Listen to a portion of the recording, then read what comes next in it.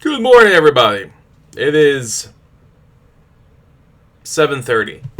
Usually I'm doing these around 9:30, but due to the fact that we have a half day of learning today, I figured I would start this real early and get through this. So, it is Friday, May 22nd, the Friday of Memorial Day weekend, and I have roughly 5 poems for you. I'm sorry, I'm looking for a cloth to clean my glasses. They are dirtier than I expected. I have 5 poems for you today. Two of which are from Imperfect, as our standard goings are. But the rest are from you. I chose 3 from the 7th grade. On the 18th, for everyone that's not in my classes, on the 18th, I asked everyone to write a poem. Just because. And most of them came back, honestly, with like one sentence, or a lyric from Green Day in some cases, or roses are red, quarantine is blue. I love all these snacks, but I want to get back to school, was very close to one of them. I'm reciting it off the top of my head, so if I got it wrong, they know who they were that wrote that, or something close to that. So I'm looking through all these, and I decided to read them off for you. So first, from Imperfect, we have a poem from Buffy Silverman. It's called Origami Morning. She slides her paper from the colorful stack and begins fold, crease, open, fold, crease again. One by one, her squares transform. Crane, frog, owl, fox. I follow her lead. Fold, crease, open, crease, slump, crumble. I don't know what that was. Smoothing out my wrinkled square, I reach for a pencil. Breathe deeply. Find the words that hop, hoot, howl, that bring my paper to life. Origami Morning. The next is a poem, an excerpt from a poem by Antonio Machado. It is translated by Robert Bly. This is called Last Night as I Was Sleeping. Last night as I was sleeping, I dreamt, marvelous error, that I had a beehive here inside my heart, and the golden bees were making white combs and sweet honey from all my old failures. Now, I have 3 poems from you that the 7th grade wrote. I'm not going to say that these are the best. They're good. But I don't want to put anyone else out by being like, oh, well, yours wasn't the best. That's not the case. I just picked 3 as I was going through it. I also did not want to include any poems that were very, very sad. There weren't many, but there were enough that I should say that.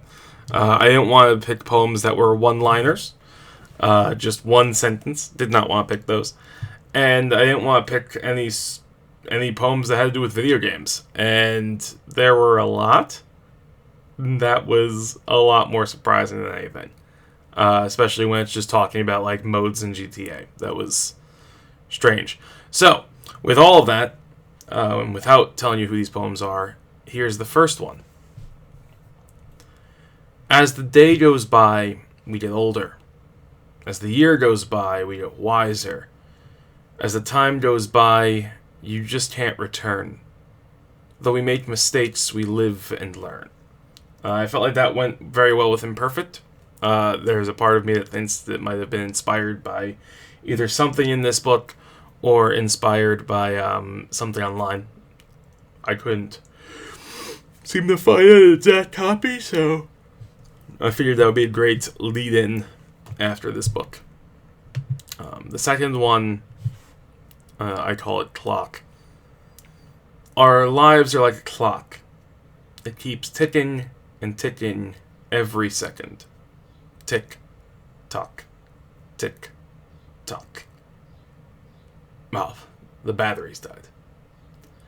The way that I always, when I saw this poem, I was like, oh, this is just sad enough that I would like to talk about it and also bring up the concept that people always, whenever we use time and clocks to signal our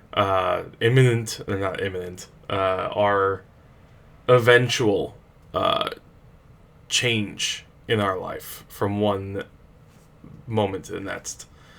And I realized that the thing about clocks, per se, is that any of these poems that end with the battery dying, any of these poems that end in such a way, when you have a clock, you can replace a battery.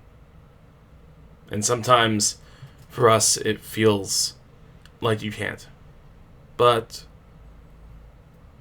it's pretty easy. It just takes time. Seems like a metaphor on its own. We got our last one.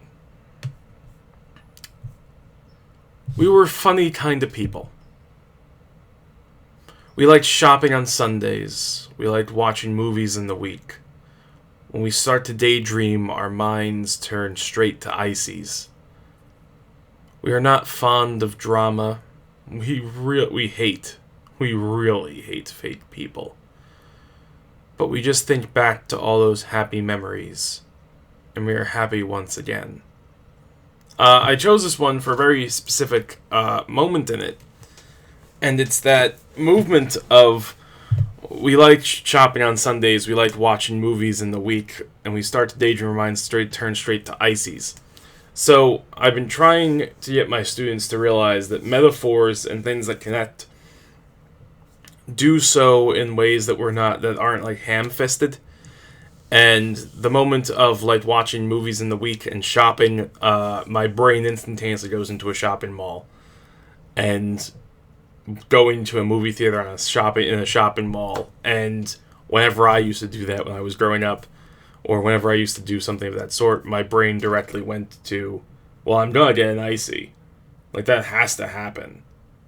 And since that has to happen, the fact that this poem, daydreaming and our minds turn straight to ices, it just kind of clicked real vivid imagery, because it's either going to be the moment that you're drinking an icy or the moment that you get a brain freeze while drinking an icy, and that is just very vivid, where once I said it and once you hear it, it just goes into your mind. This is May 22nd. This is a shorter one, because I didn't pull any other poetry from poets that I know, or I didn't pull anything from Brown Girl Dreaming. I didn't feel like doing that. I have a bunch of other different poets, but My Baby Shoes. I have a bunch of different poetry up there, not pulling from it, because I feel like this is a softer day, or I feel like it needs to be.